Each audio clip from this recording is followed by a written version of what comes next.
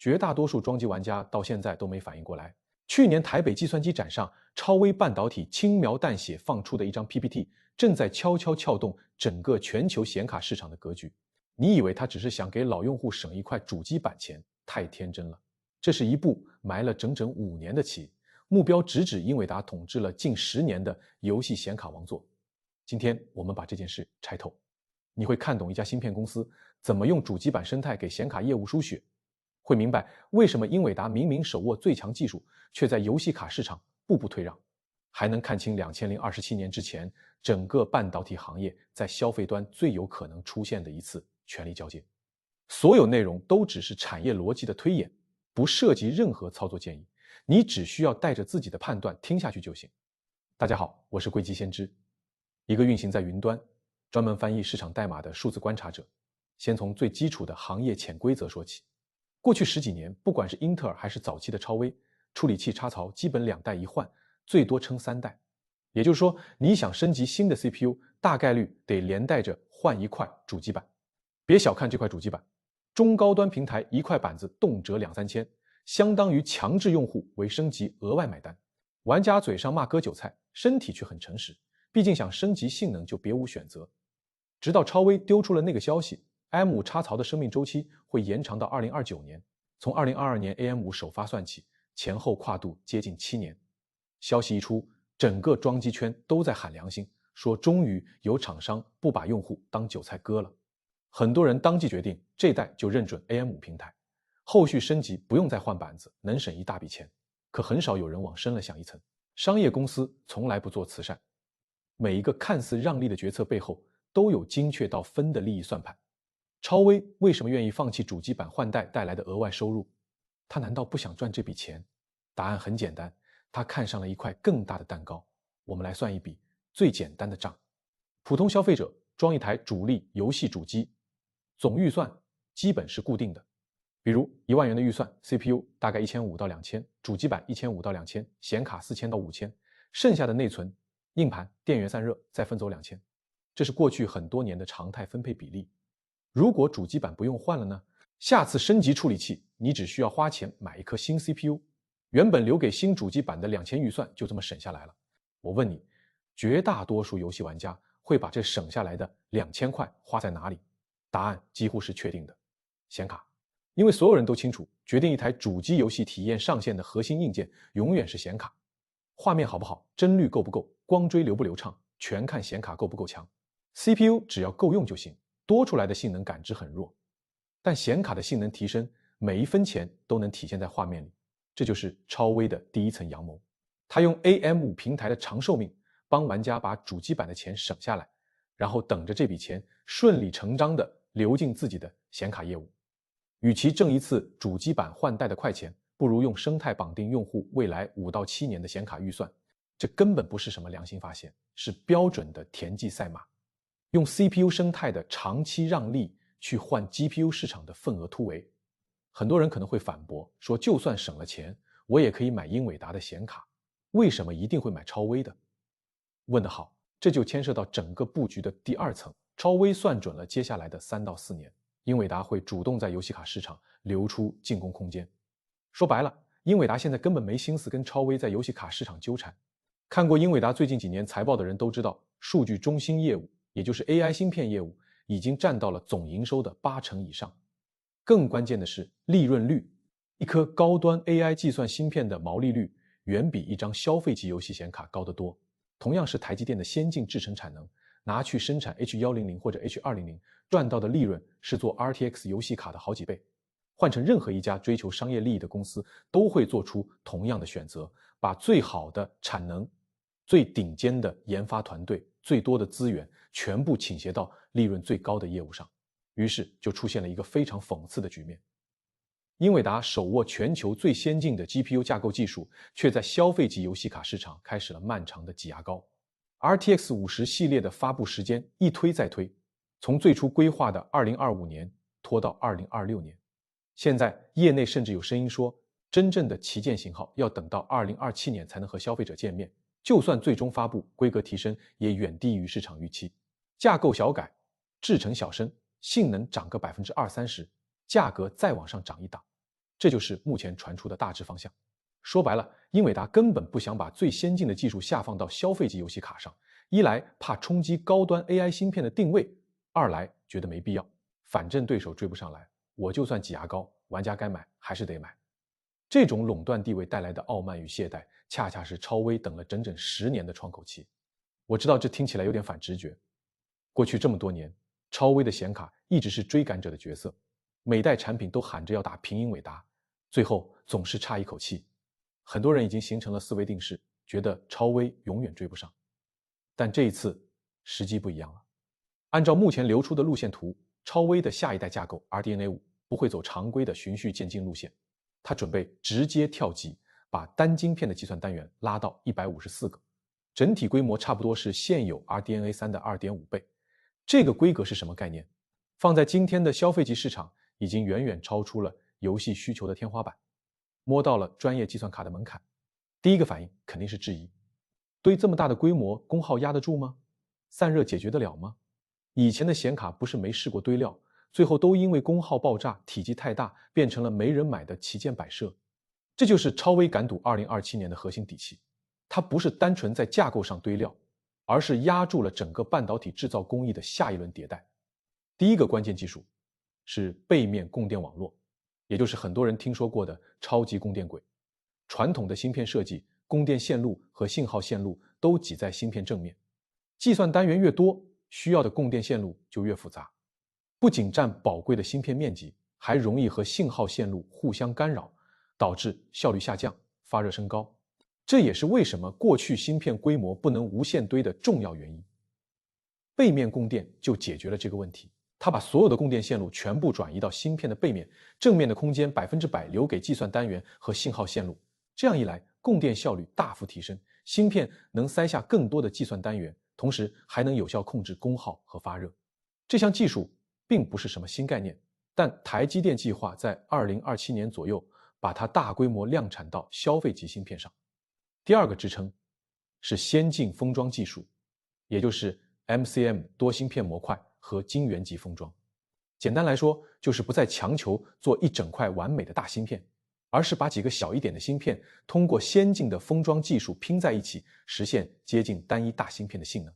好处很明显，小芯片的良率更高，生产成本更低，规模扩张也更灵活。超微在这方面本来就有丰富的经验。锐龙系列 CPU 早就用上了多芯片模块设计， Instinct 系列专业计算卡也在堆占多个计算新力，现在只不过是把这套已经验证过的成熟技术逐步下放到消费级游戏显卡上。还有一项更长远的技术储备，硅光子。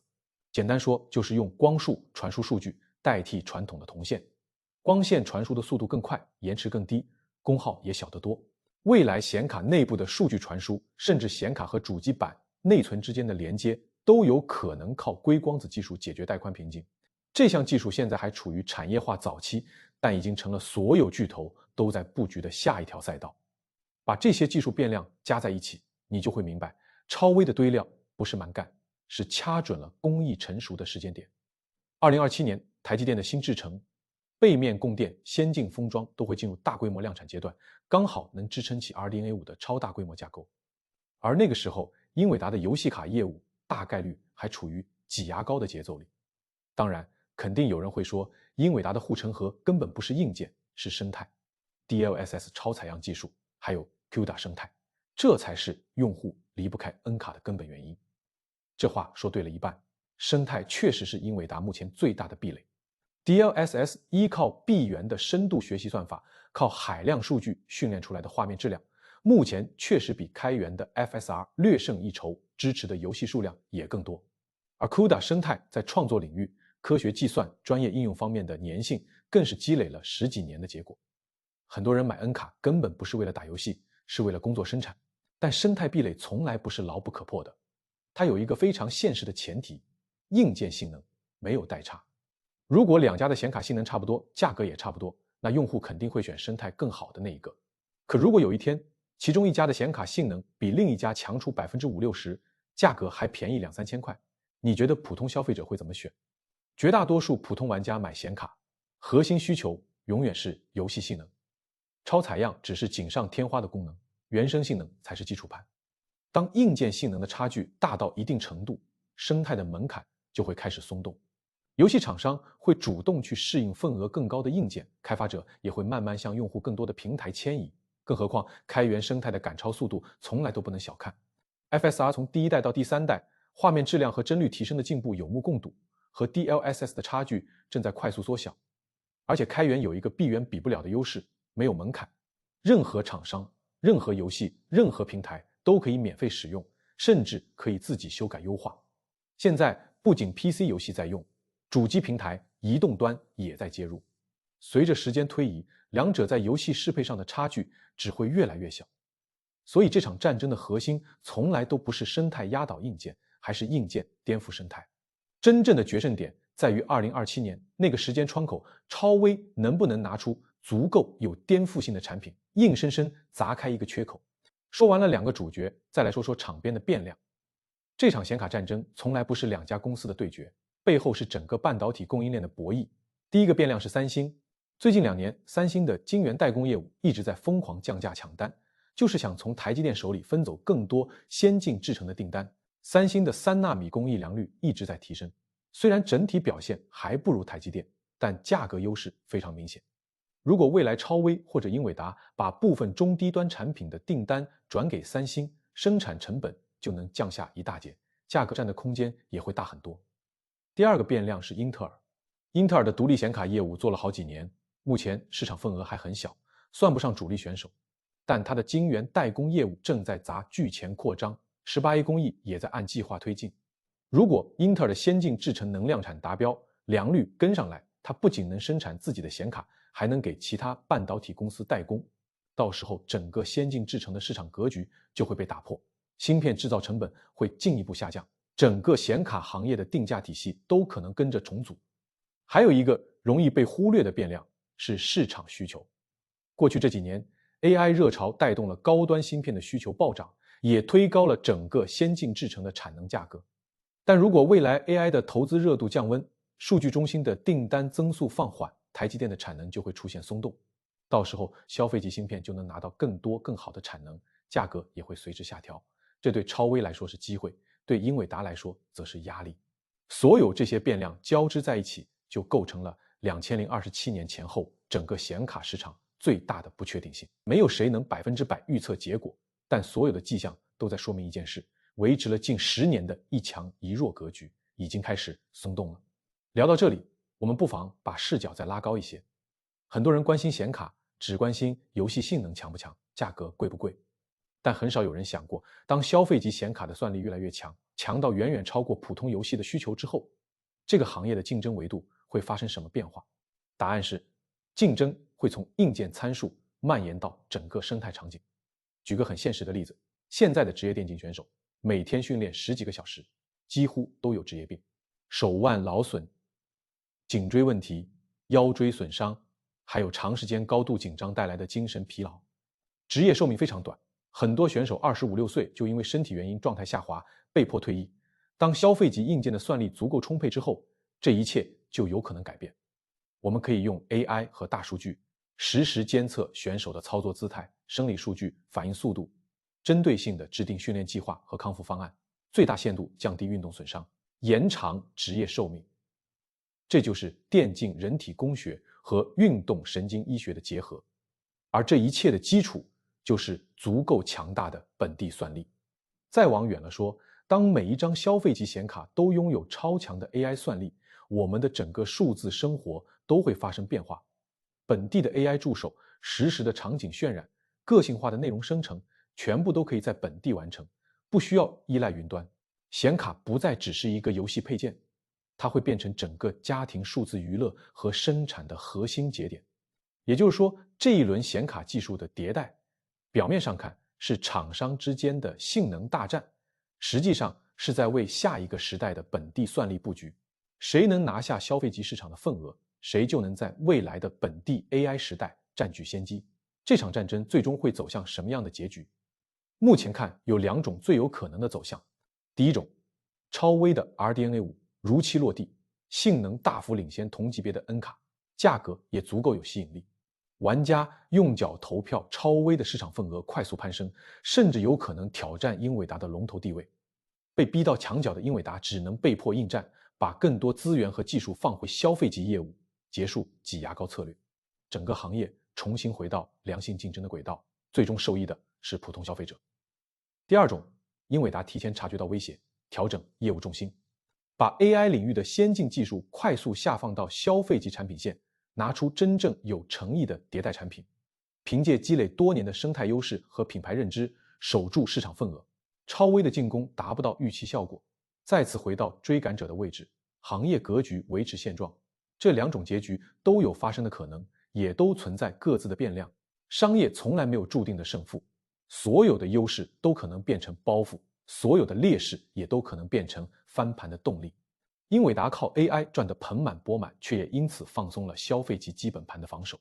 超微虽然长期处于弱势，却也因此时刻保持着进攻的欲望，敢于赌上未来进行技术跳级。其实回过头看，这整场风云变幻的显卡战争，本质上就是一次商业规律的轮回。垄断者享受红利久了，难免会变得傲慢懈怠，给追赶者留下机会。追赶者抓住窗口期全力冲刺，打乱原有格局，然后开启新一轮的竞争。对于普通玩家来说，这当然是好事。只有竞争足够激烈，我们才能用更合理的价格买到更好的产品。而对于整个行业来说，也只有足够的竞争压力，才能推动技术不断向前进步，而不是永远停留在挤牙膏的舒适区里。不知道你怎么看待接下来这几年的显卡市场？如果你准备装机或者升级，你会选择稳定成熟的英伟达，还是愿意等等看超微的下代产品？或者你有完全不同的判断，欢迎在评论区留下你的想法。人类的分歧往往比冰冷的参数和财报数字更早暴露行业真正的走向。以上所有内容都只是基于公开的产业信息、路线图和商业逻辑做出的个人观察与推演，不构成任何投资建议。半导体行业是世界上最复杂的产业之一，技术落地可能延期，产能可能出现波动，市场需求也可能随时发生变化。市场从来不会按照任何人的剧本往前走，真正该为自己决策负责的，永远是你自己的判断和风险承受能力。